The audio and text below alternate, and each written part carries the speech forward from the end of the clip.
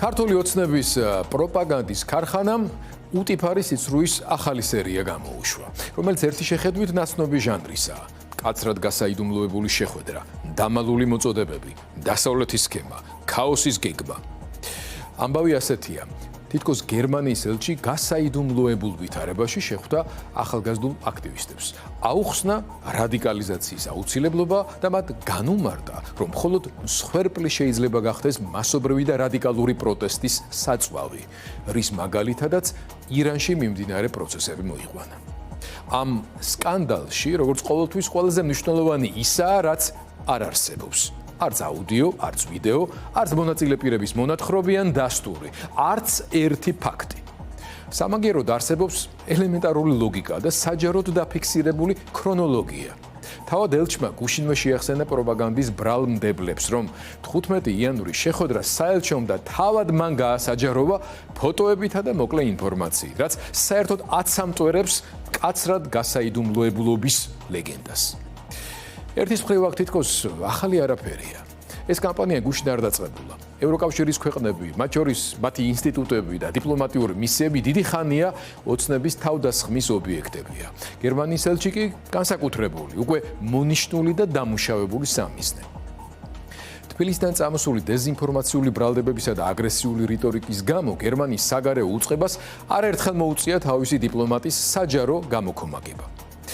მაგრამ ამჯერად სიახლე ბრალდების შინაარსშია. ელჩს ფაქტობრივად აბრალებენ სისხლის ღურის პროვოცირებას, ირანის მაგალითზე. ეს აღარაა უბრალოდ ჩარევის ან არასწორი დიპლომატიის ნარატივი. ეს არის მორალური ტერორიზმი, სადაც დასავლეთს კიდებენ პასუხისმგებლობას იქ, სადაც აუტანელი რეალობა ტირანიების მრავალწლოვან ძალადობასა და საზოგადოებაში დაგროვილ უკმაყოფილებაზე დგას. რატომ აკეთებს ამას პროპაგანდა? პირველი მიზანი საინფორმაციო ველის გადაფარვა. როდესაც ირანში მძიმე მოვლენები ვითარდება და დასავლური სახელმწიფოები მკაცრ შეფასებებს აკეთებენ, ოფიციალური თბილისისგან საზოგადოება ლოგიკურ პასუხს მოითხოვს. რას ამბობს რეჟიმი ტირანიაზე, ძალადობაზე, ადამიანის უფლებებზე? სწორედ ასე დროს სკანდალი ელჩზე იქცევა გამზადებულ პროპაგანდისტულ ბურუსად, რომელიც მთავარ თემაზე კონცენტრირებას ართულებს. სხვათა შორის შემთხვევითი არაა, რომ ირანთან დაკავშირებით ბერლინს, კონკრეტულად კანცლერ მერცს, გამორჩეულად მკაცრი და მკაფიო პოზიცია აქვს. მეორე მიზანი დასავლეთის დემონიზაციაა. ძველი სქემა ისევ მუშაობს. არეულობას დასავლეთი აორგანიზებს, აჯანყებებს უცხოეთიდან მართავენ. ხალხის უკმაყოფილება მეორე ხარისხოვანია. ასე ცდილობენ დააკნინონ ან საერთოდ წაშალონ მარტივი ჭეშმარიტება. როდესაც საზოგადოება ასე მასობრივად გამოდის ქუჩაში, მიზეზი როგორც წესი შიგნითაა, უსამართლობაში, ჩახშობილ თავისუფლებაში, განადგურებულ ინსტიტუტებში, უპერსპექტივობაში. მესამე მიზანი ომისა და მშვიდობის პროპაგანდისტული ღერძის გამაგრებაა. აქ უკვე ყველაფერი ერთ წინადადებაში ჯდება. პროტესტი უდრის ქაოსს, წინააღმდეგობა უდრის სისხლს, დაუმორჩილებლობა უდრის ქვეყნის დანგრევის რისკს. და თუ ამას ირანის სცენარით გაამყარებენ, მით უკეთესი ახალგაზრდული აქტივიზმი, სამოქალაქო უფლებებისთვის ბრძოლა, ევროპული პერსპექტივის დაცვა ერთ დიდ შავ ჩარჩოში ექცევა. რადიკალიზაცია და მსხვერპლის სურვილი. და ბოლოს რატომ მაინცა და მაინც გერმანიის ელჩი და რატომ ასეთი უტიფარია, თავხედური ტყუილი, რომელსაც არც ერთი მტკიცებულება არ ახლავს? იმიტომ რომ, როდესაც სამიზნე ერთი წელია დემონიზებულია, მასზე უკვე ყველაფრის მიწებება შეიძლება. აქ მტკიცებულება აღარაა საჭირო. ამ მავნებლური პუტინისტური სტილის პროპაგანდის მომხმარებელი აუდიტორია დიდი ხანია ფაქტებს აღარ ითხოვს.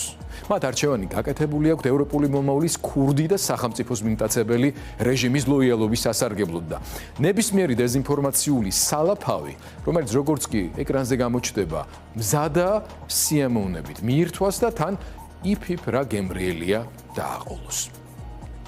ამ ისტორიაში მთავარი კითხვა არ არის რა თქვა ელჩმა. მთავარი კითხვა რატომ სჭირდება პროპაგანდას ასეთი უტიფარი ტყუილი. ეს არ არის დიპლომატზე შეტევა მხოლოდ. ეს არის საზოგადოების მართვის ტექნოლოგია, შიშის დათესვა, პროტესტის დისკრედიტაცია და რეალური პრობლემების გადაფარვა. როცა ხალხს ვერ არწმუნებ ფაქტებით, ცდილობ დააშინო სცენარებით. როცა პასუხი არ გაქვს რეალობაზე, ქმნი საიდუმლო შეხვედრებს, რადიკალიზაციის გეგმებს და უცხოეთის დავალებებს. ამიტომ არის დღეს ყველაზე მნიშვნელოვანი სიფხიზლე. კითხვა, რომელიც ყველა ბუნდოვანებას ფანტავს, სად არის მტკიცებულება? და თუ მტკიცებულება არ არსებობს, მაშინ ეს ამბავი უბრალოდ манипуляციური ინსტრუმენტია, რომ ხალხმა საკუთარ თვალს აღარ დაუჯეროს და სხვის მიერ პროეცირებული შიშით იცხოვროს. მაგრამ ქვეყანა შიშით ვერც გადარჩება და ვერც აშენდება. ქვეყანა აშენდება მხოლოდ სიმართლით, ღირსებით და იმ საზოგადოებით, რომელიც ტყუილს არ აძლევს უფლებას ნორმად იქცეს.